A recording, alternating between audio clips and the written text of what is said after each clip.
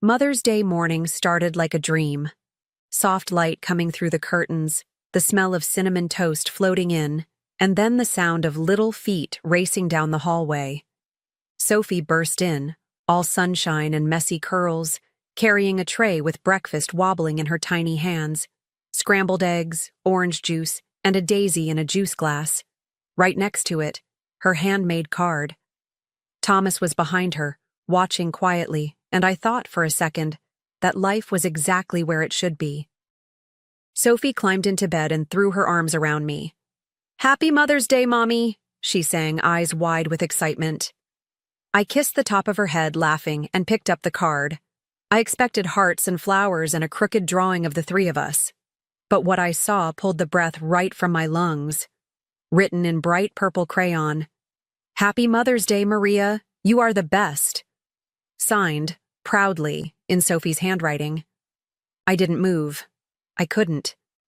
I kept my voice gentle. "Sweetheart, who's Maria?" Sophie looked up at me with all the innocence in the world. "That's who Daddy told me to write it for first," she said. But then he said never mind. My chest went tight. My hands went cold. I smiled and nodded like everything was fine. But inside, something cracked. Quietly, precisely. And just like that, Mother's Day became a puzzle. And I already had the first piece. I went through the motions. Smiled at Sophie, thanked Thomas, even managed to take a bite of those 2 salty eggs. But inside, everything had shifted. Like the floor beneath me wasn't quite solid anymore. I watched him from across the tray, how he avoided my eyes, how his smile didn't quite reach. He kissed my cheek, said he needed to check an email before brunch, and left the room. I just sat there, holding the card like it was made of glass and betrayal all at once. Maria. The name pulsed in my mind like a bruise I couldn't stop pressing. It wasn't just a mistake. Kids don't make up names. They repeat what they're told. And I knew my daughter's handwriting. Knew that Thomas had helped her spell it. It wasn't just a slip. It was a signal. And now that I'd seen it, I couldn't unsee it. Something had happened. And he didn't think I'd ever know. But I did. I didn't cry. I didn't scream. I didn't even shake. Instead, my mind snapped awake like a door creaking open in a quiet house. I started remembering things, phrases, absences, a cologne I didn't buy. This wasn't the first clue, just the first I couldn't ignore. And if that card had slipped through, what else had? Later that morning, while Sophie played in the living room and Thomas took a suspiciously long shower, I sat at the kitchen table with that card in front of me. I ran my fingers over the crayon letters. Thick, innocent, damning. My coffee went cold while I thought. Not just about Maria, but about how calm I felt. Not numb. Clear. Like something inside me had stopped begging for honesty and started calculating instead. I thought about all the quiet sacrifices I'd made. Nights I stayed up with Sophie while he worked late. Birthdays I planned alone. The times I brushed off gut feelings as paranoia. I thought about the woman he was with. Did she know about me?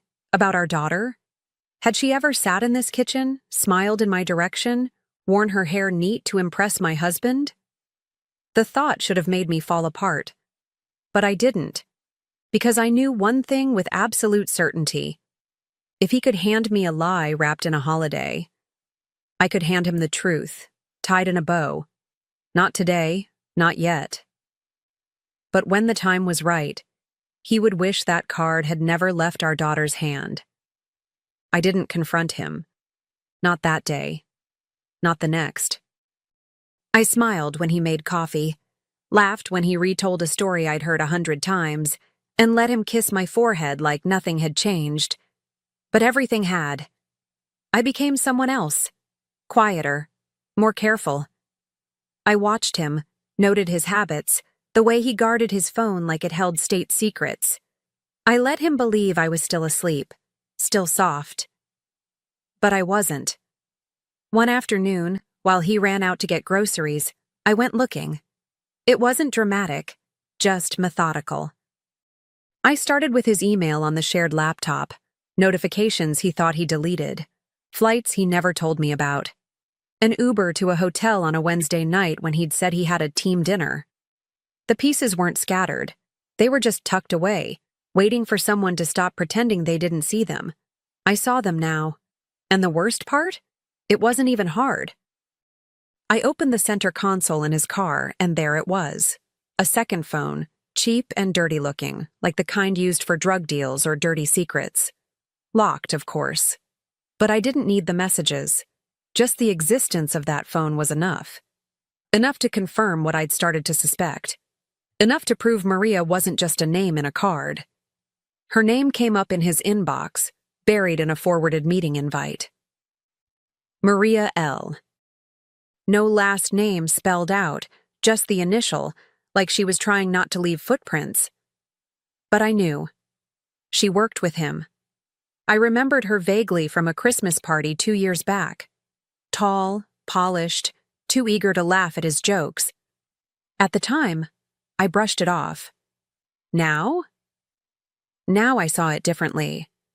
Her hand had been reaching into my life for longer than I realized. I started piecing it together like a mosaic built from betrayal. There were receipts, wine bars we'd never visited together, gifts I never received. I found a photo of our backyard from a strange angle, sent from her email to his. That was the one that made my stomach twist. She had been in my home, while Sophie napped in the next room, while I was out picking up groceries, folding laundry, trusting. The audacity didn't just sting, it scorched. But I didn't scream. I didn't call her. I didn't cry to my mother. Instead, I poured myself a glass of wine, sat down at the kitchen counter, and started a new note in my phone. Operation Mother's Day. Because if he was bold enough to plant her in my life, I'd be bold enough to show them both just how deep roots can burn. I watched them differently after that. Thomas, with his carefully measured lies, and Sophie, with her honest little heart caught in the middle. That's what hurt the most. Not just that he cheated, but that he used our daughter to deliver his mess. That card wasn't just a slip. It was a wound with glitter glued around the edges. But instead of bleeding, I studied. Every late text, every rushed shower, every work meeting that didn't quite add up, I logged it all. At night, I lay next to him, my body still, my mind racing. The irony wasn't lost on me, how I'd once memorized his laugh, his scent, his warmth. And now I was memorizing his inconsistencies, his tells, the signs of someone playing house while building another life just beyond the walls of mine. And yet, I never let it show. Not once. Because what I was planning needed patience, timing, precision. He gave me deception dressed as devotion. I'd give him clarity he'd never forget. And as for Maria, she walked into my home thinking she was unseen. But I saw her now. And soon, everyone else would too. I started planning the dinner the very next morning. Not a dramatic confrontation, not a shouting match. No, I wanted elegance. I wanted memory. Something that would echo. I told Thomas I wanted to host a Mother's Day dinner. Just something small. Family, a few close friends, maybe even some of his coworkers. He smiled like it was sweet. Said, "You deserve it, babe." I smiled back, thinking, you have no idea what I deserve. I made lists, menus, decorations, seating arrangements, but behind each checklist was something sharper. I created a fake email, sent a formal invitation to Maria, posed as the office assistant, said it was a surprise celebration in my honor, and that attendance would reflect well on her team spirit. I knew she'd come. Women like her never turn down a chance to be admired, or to feel like they've won. And that made me certain she wouldn't see this coming. Meanwhile, I met with a lawyer. Nothing loud, just a lunch downtown. I smiled as I handed over every document he needed. Bank statements, mortgage details, even a timeline of behavior. He said, "You've done your homework." I said, "I'm a mother. We don't sleep, we prepare." And prepare I did. While Thomas scrolled through his phone and pretended to be busy, I was quietly building a stage. I arranged for a slideshow, told everyone it would be a sweet little montage of motherhood through the years. "You'll love it," I told him one night while he chewed dinner and barely looked up. "It'll remind us how far we've come." He nodded, clueless. Every lie he'd told me had softened my voice into velvet. Every secret gave me more reason to smile. I carefully curated the images. The first few were genuine. Sophie's first bath, her first steps, me and her baking cookies in matching aprons. The kind of stuff that made people tear up and say, "Aw." But woven in, like a thread meant to unravel everything, were the truth bombs. The card, the text screenshots, the photo of him and Maria outside that hotel, arms around each other like a couple in a Hallmark movie. It was all there, already. And I still kissed him goodnight, still folded his shirts, still asked about his day. He thought I was healing, maybe even blooming. And in a way, I was. But not for him, not for us, for the version of me that refused to be fooled again.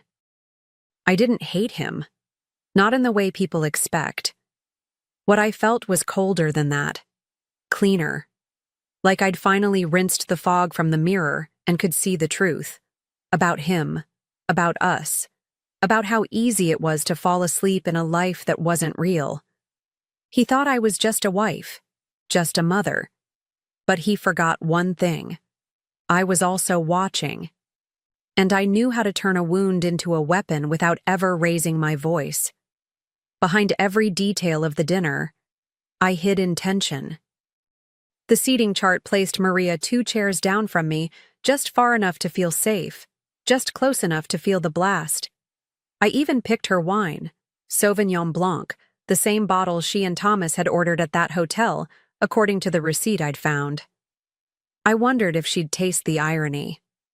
I hoped she would. I hoped she'd savor it just long enough to realize what was coming. The night was set, the guests confirmed. The slideshow was saved under a name only I recognized, for the woman who forgot I exist. He walked around the house that week like everything was fine, and I let him, because the show was about to begin. The house looked beautiful that evening, candles flickering, soft jazz playing, wine glasses lined up like soldiers. I wore a soft pink dress, the one he always said made me look effortlessly elegant. Sophie was with my sister for the night. I didn't want her anywhere near what was about to unfold. Guests trickled in, laughing, hugging, handing me flowers. Thomas moved around the room like a proud husband. And then she walked in. Maria. She wore a navy sheath dress, heels too high for the tile, and a smile so cautious it was almost guilty. I greeted her like she was just another colleague. Her eyes flicked nervously around the room, probably searching for clues, but I offered none. Only warmth, only grace. She had no idea she'd been seated at the table I set for truth. No idea her undoing would arrive between salad and dessert. She clinked glasses with Thomas. I watched. And I waited. Dinner was loud and lovely, on the surface. But every compliment felt like static in my ears. I watched him laugh too loud, touch her wrist too long. I watched her steal glances, adjusting her napkin like it might hide her shame. And just as the plates were cleared, I stood up, smiling. I tapped my glass gently. The room quieted like someone had pressed pause. "Before dessert," I began, "I just wanted to say a few words." I felt the weight of every eye, some glazed with wine, some already misting with emotion. "Being a mother has been the greatest gift of my life," I said, steady and warm. "Not just for the joy, it's also taught me things I never expected to learn." Thomas smiled, unaware. Maria tilted her head, sensing something shift. I reached for the remote I had placed beside the floral centerpiece. So tonight, I continued, I put together a little slideshow, a tribute to the beauty of motherhood, to truth, and to the moments that make us who we are. A few guests sighed, already charmed. I clicked the remote. The projector blinked to life. The first photo appeared, me cradling Sophie as a newborn, exhausted and glowing. Soft music played. There were murmurs of awe around the table.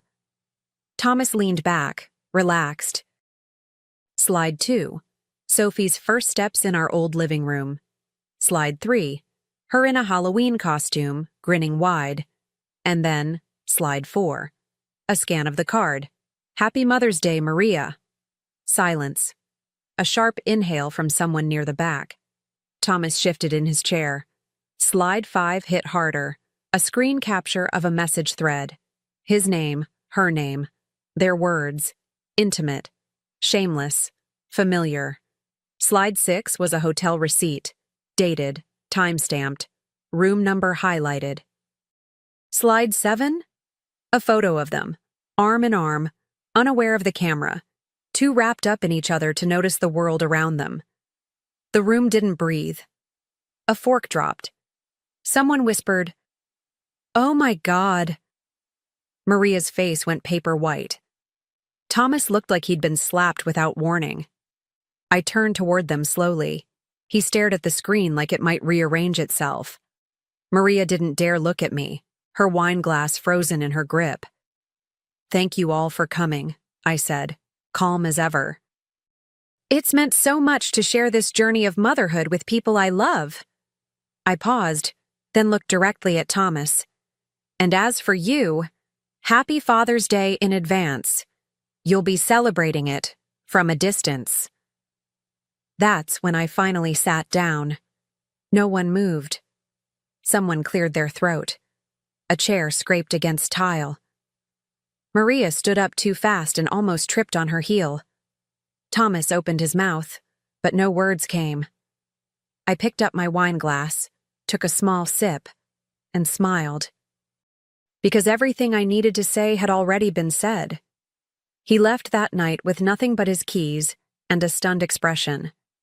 I didn't yell. I didn't beg. I simply handed him the envelope from my lawyer and told him, "The rest will come through official channels." He didn't fight. He didn't even speak. Just stood in the doorway for a moment like he was waiting for a different version of me to show up. But she was gone. The woman who forgave everything, who doubted herself, who accepted crumbs. That woman no longer lived here. The divorce moved quickly. When you plan in silence, you move in strength. Maria didn't last long at the company. Word got around. Not because I told anyone. I didn't have to. The story told itself. People noticed the details. How she never met my eyes. How Thomas avoided questions. How I smiled without bitterness. I wasn't a victim. I was the woman who saw through it and responded with grace sharp enough to cut through bone. Friends called me brave. Family called me brilliant. But what mattered most was how Sophie looked at me. With trust. With warmth. As if, even though something had shifted, she knew I had never left her side. I took time to rebuild. Not just our home, but myself. It wasn't about revenge anymore. It was about returning to the woman I used to be before I lowered my standards in the name of love. I painted Sophie's room the soft lavender she'd been asking for. I took her to the park on weekdays, just because. We danced in the kitchen to silly music. We lit candles at dinner even when it was just the two of us. There was peace again. Real, earned peace. One night, weeks later, she asked me, "Mommy, is Daddy coming back?" I didn't lie. I didn't twist it into a fairy tale. I took a deep breath and said, "No, sweetheart. He made choices that weren't kind to us. And sometimes when people choose the wrong things, they lose the right to stay." Her eyes searched mine, not afraid, just curious. Then she nodded, snuggled close, and whispered, I'm glad I wrote you the card. I almost cried, but I held her instead, tight, steady, strong. Because that tiny, accidental mistake, that one wrong name scrawled in crayon, it led us here, to truth, to quiet, to a better version of forever. That night, after Sophie drifted off to sleep, I stood by her door a little longer than usual. The hallway was quiet. Our home was quiet. But it was the kind of silence that heals, not the kind that hides secrets. I walked into the kitchen, poured myself a glass of water and looked around. Same house, same furniture. But everything felt different. Not because he was gone, because I was finally back, present, whole, undistracted. I've told this story to a few women, quietly, over coffee, or whispered between soft laughs and shared understanding. They always lean in a little closer when I get to the part about the card. A child's handwriting? They say. That's how you found out? I nod, because sometimes the truth doesn't arrive in a dramatic scene. Sometimes it shows up in purple crayon, carried by the hand of someone who loves you the most. One wrong name. That's all it took. One name meant for another, gave me every answer I needed. And now, when I hear Sophie call me Mommy, I know she's saying it to the right woman. Your ideas are mediocre at best. Brandon Whitmore laughed, his voice echoing through the empty dining room I had spent 8 months designing. We're going in a different direction. Clean out your office by tonight. I stood there, stunned, watching him dismiss everything I had poured my heart into with a casual wave of his hand. The restaurant was 2 weeks away from its grand opening, and he was firing me. The person who had created every single detail from the concept to the menu to the marketing strategy. My name is Jasmine O'Connell, and I'm 39 years old. For the past 15 years, I've been working in the hospitality industry, climbing my way from server to restaurant consultant to executive chef. 6 months ago, I thought I had finally landed my dream job when Brandon hired me to create the signature restaurant for his new boutique hotel, the Sterling Rose, in downtown Portland, Oregon. He had promised me creative freedom, a partnership opportunity, and my name on the door. Instead, I was staring at the ruins of my professional reputation. But Brandon, the opening is in 2 weeks, I managed to say, my voice barely steady. The staff is trained on my systems, the suppliers are lined up, the marketing campaigns are already running with my concept. He shrugged, not even bothering to look at me as he scrolled through his phone. My new head chef will figure it out. Someone with real credentials this time, not just small-town experience. The condescension in his voice made my stomach turn. I had spent months developing the farm-to-table concept that would showcase local Oregon ingredients, designed the entire interior to complement the seasonal menu, and trained a staff of 20 people on my vision for elevated comfort food. The irony wasn't lost on me that everything he was keeping, my recipes, my design, my staff training, he was calling mediocre, while simultaneously planning to use it all. What about my contract? I asked, knowing the answer would devastate me. Check section 12.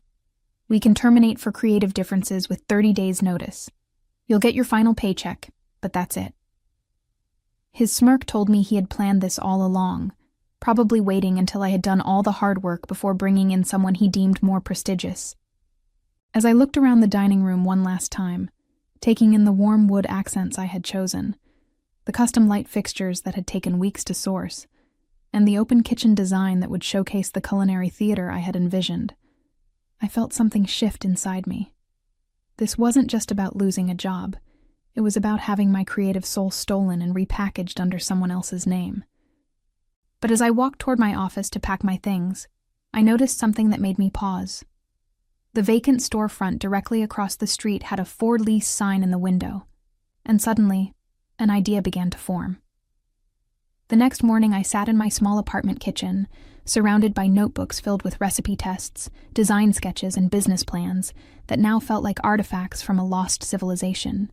Everything I had created for the Sterling Rose was legally Brandon's property. but the passion and knowledge behind those creations were still mine. I had grown up in a family of restaurateurs. My grandmother ran a small Irish pub in Boston, and my mother had owned a catering company that she built from nothing into a thriving business before selling it to retire. They had taught me that success in this industry wasn't just about food.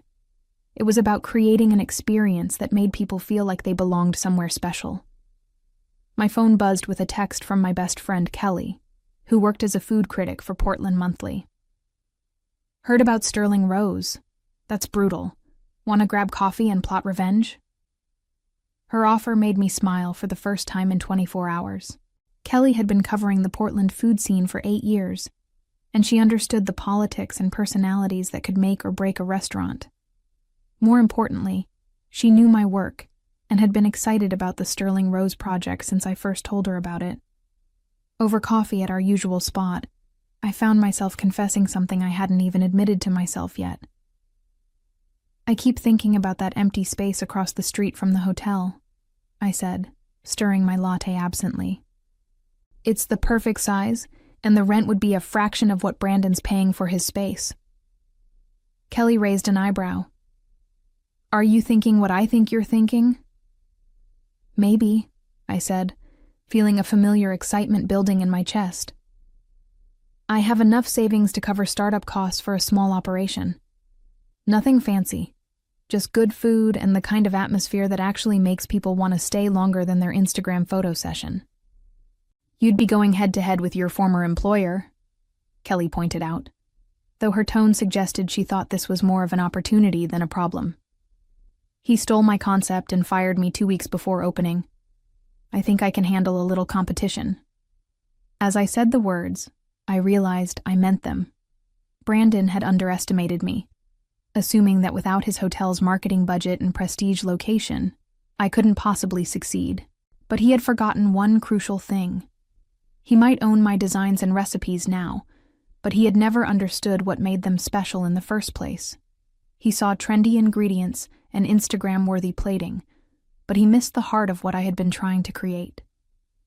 A place where food brought people together, where every dish told a story about the community and the land that produced it. By the time I left that coffee shop, I wasn't just planning revenge. I was planning a revolution. 3 days later, I was standing in the empty storefront across from the Sterling Rose, calculating square footage and envisioning possibilities. The space had been a vintage clothing store, and the exposed brick walls and original hardwood floors gave it the kind of authentic character that Brandon's polished hotel restaurant could never replicate. The previous tenant had left behind some fixtures that could be repurposed, and the kitchen space, while smaller than what I was used to, was perfectly adequate for the intimate dining experience I was beginning to envision. The landlord, an older woman named Patricia Chen, seemed skeptical when I explained my concept for a pop-up restaurant. "You want to compete with the fancy hotel across the street?" she asked, glancing through the window at the Sterling Rose's imposing facade. "I want to offer something they can't," I replied. And then I told her about my vision for what I was already calling Bloom, a neighborhood restaurant that would change its menu completely every 6 weeks, showcasing different aspects of Oregon's agricultural seasons. Unlike the static luxury concept Brandon was implementing with my stolen designs, Bloom would be dynamic, personal, and genuinely connected to the community. Patricia's expression changed as I talked about partnering with local farms, featuring guest chefs from food trucks and home kitchens, and creating an atmosphere where families could afford to celebrate special occasions without feeling intimidated by pretentious service. "How long would you need the space?" she asked. "Initially, just 3 months," I said. "If it works, we can discuss a longer lease." The truth was, I was betting everything on those 3 months. My savings would cover rent, basic equipment, and ingredients for a soft opening, but there would be no safety net. If Bloom failed, my career in Portland would essentially be over. But as I looked across the street at workers hanging the Sterling Rose's signs, I felt a determination I hadn't experienced since my grandmother first taught me to make her famous shepherd's pie when I was 12 years old. That afternoon, I called 3 people. My former sous chef Carlos, who had quit Sterling Rose in solidarity when he learned about my firing. My friend Margaret, who ran a small marketing agency focused on local businesses. And surprisingly, the food blogger who had been documenting Portland's restaurant scene and had already reached out to ask about my sudden departure from the hotel project. Each conversation went better than I had hoped. Carlos was eager to join me and had already been fielding offers from other restaurants who wanted to poach Sterling Rose's trained staff. Margaret offered to handle my marketing in exchange for equity in whatever venture I was planning. And the blogger, intrigued by the David versus Goliath narrative, wanted to document the entire process from concept to opening. By evening, I had signed a 3-month lease and put down a deposit. The Sterling Rose was set to open in 11 days. I was giving myself 10 days to create something that would make Brandon Whitmore regret ever crossing me. The first week of building Bloom was a blur of 14-hour days and pure adrenaline. While Brandon across the street dealt with the chaos of final preparations for his grand opening, I was transforming my empty space into something that felt like a cross between a farmhouse kitchen and an art gallery.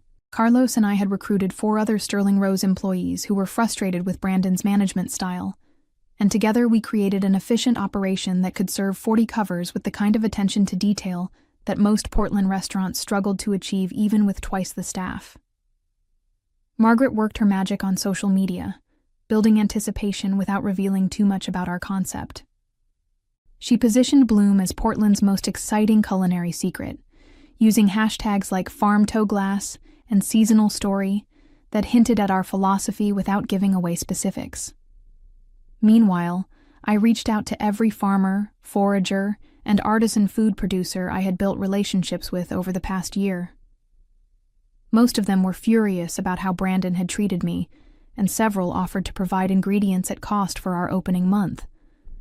The Sterling Rose's grand opening was scheduled for Thursday night, with a private party for investors and media followed by public service starting Friday.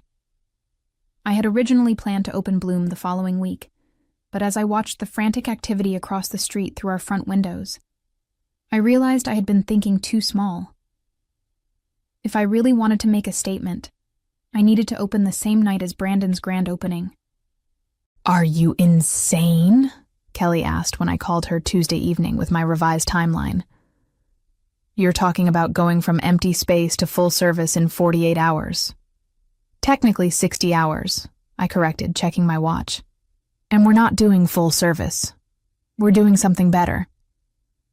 I had been refining the concept all week, and what had started as a simple pop-up restaurant had evolved into something more ambitious.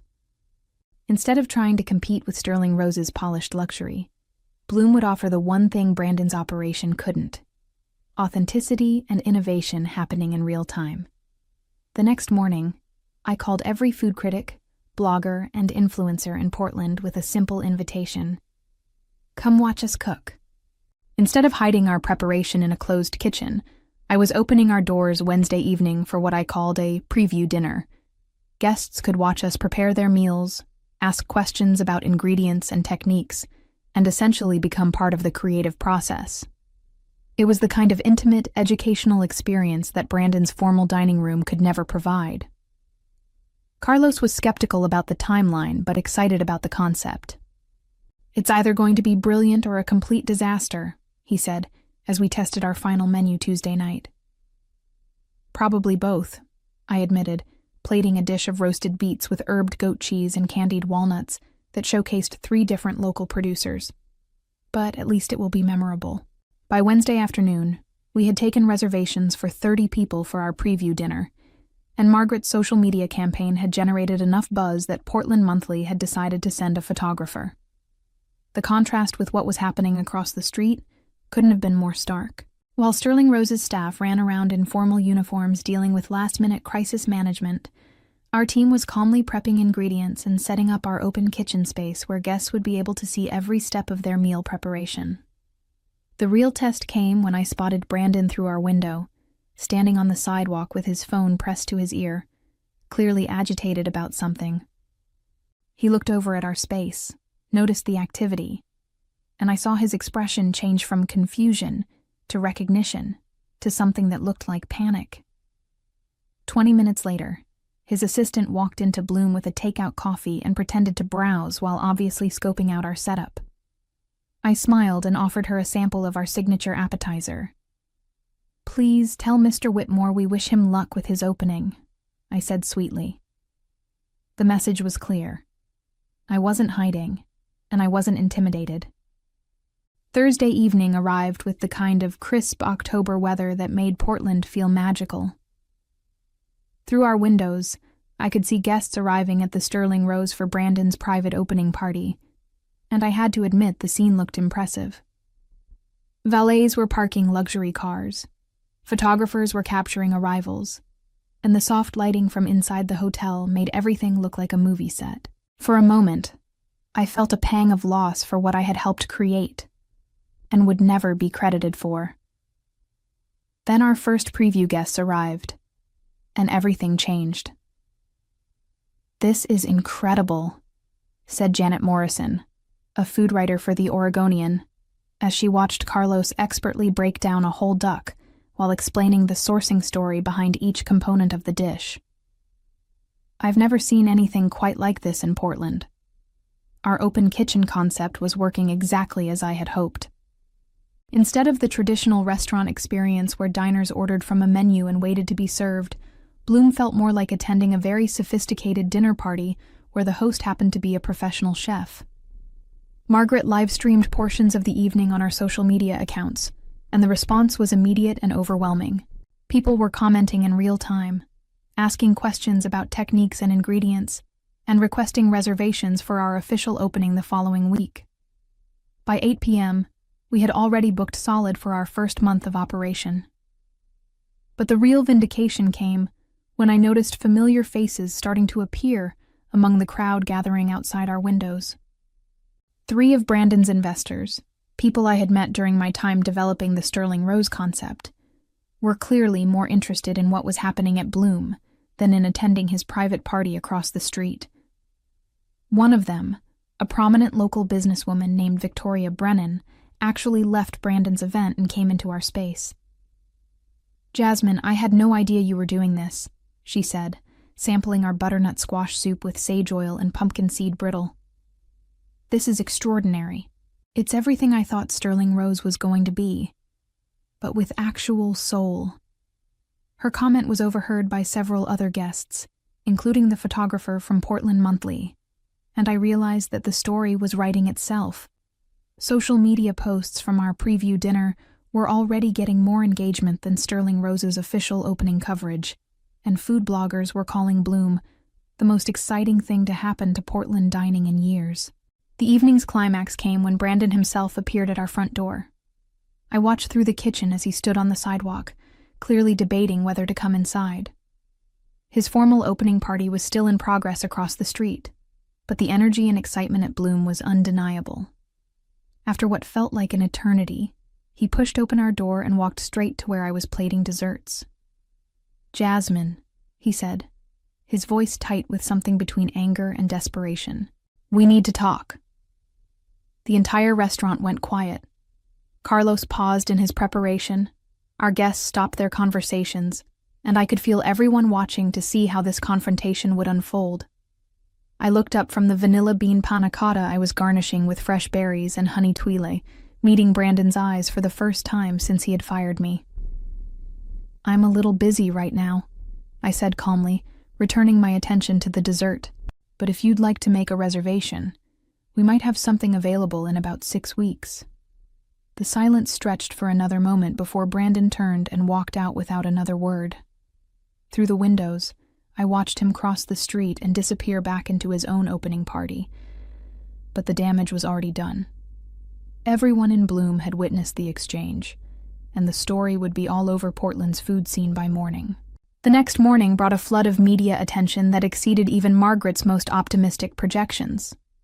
The Portland Tribune ran a front-page story about the culinary David and Goliath, playing out on opposite sides of the same street, complete with photos from both opening events. But it was the social media response that truly shocked me. Videos from our preview dinner had been shared thousands of times, and food lovers from Seattle to San Francisco were asking when they could visit Portland to experience Bloom.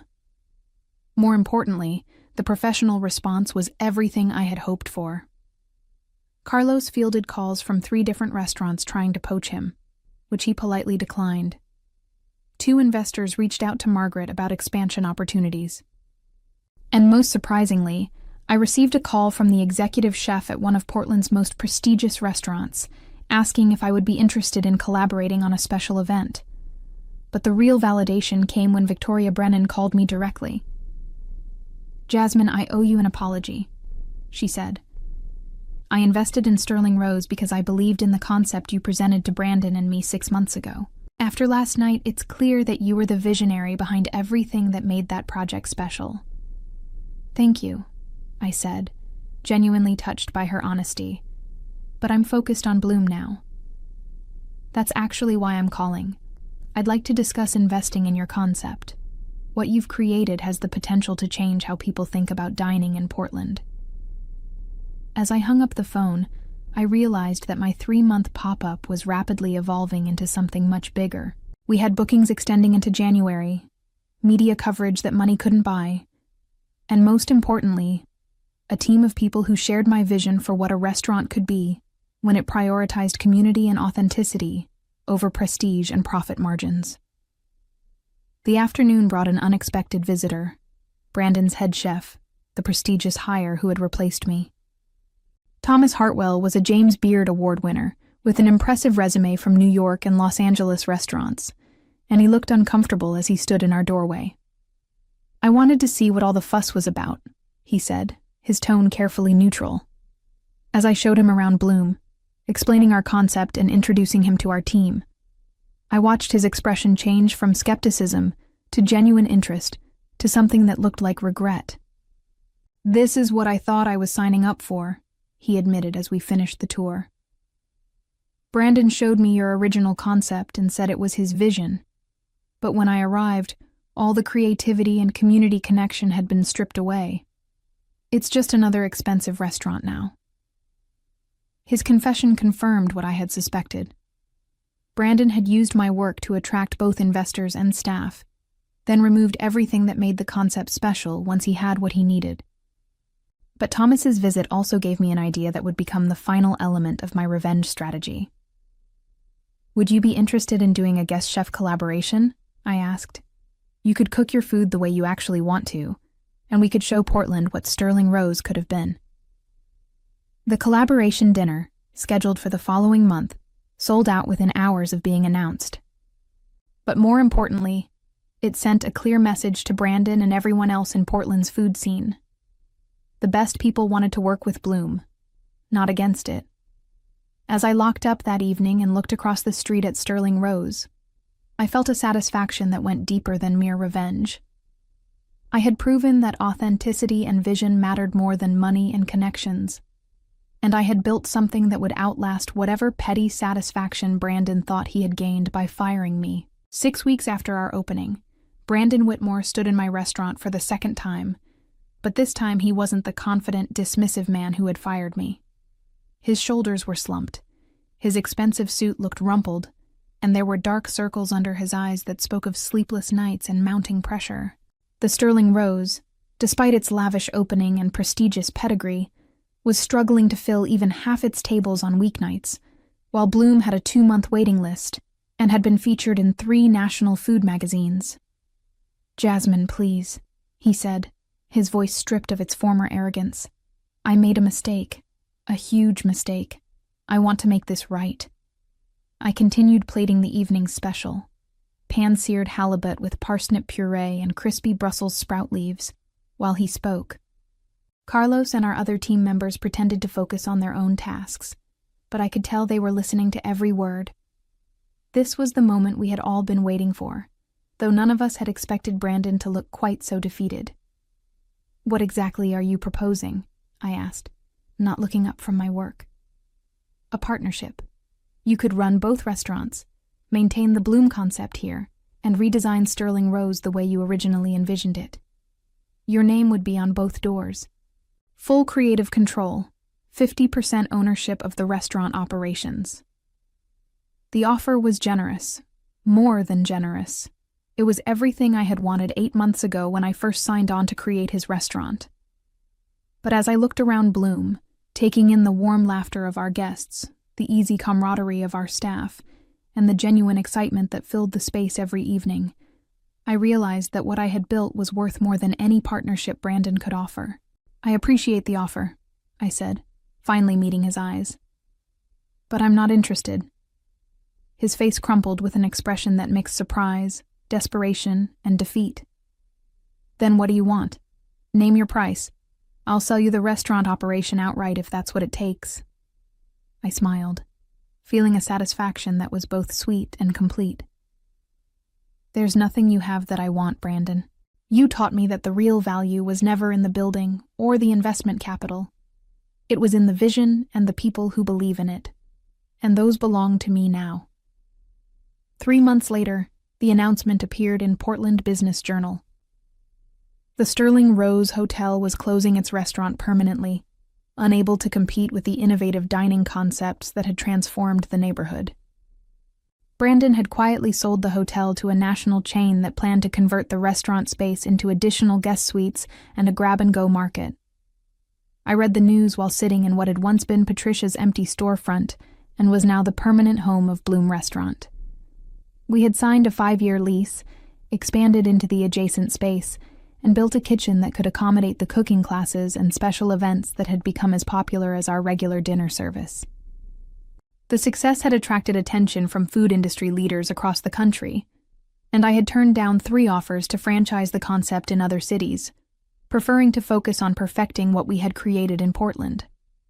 The irony wasn't lost on me that Brandon's attempt to steal my vision had ultimately forced me to create something far better than what I had originally planned.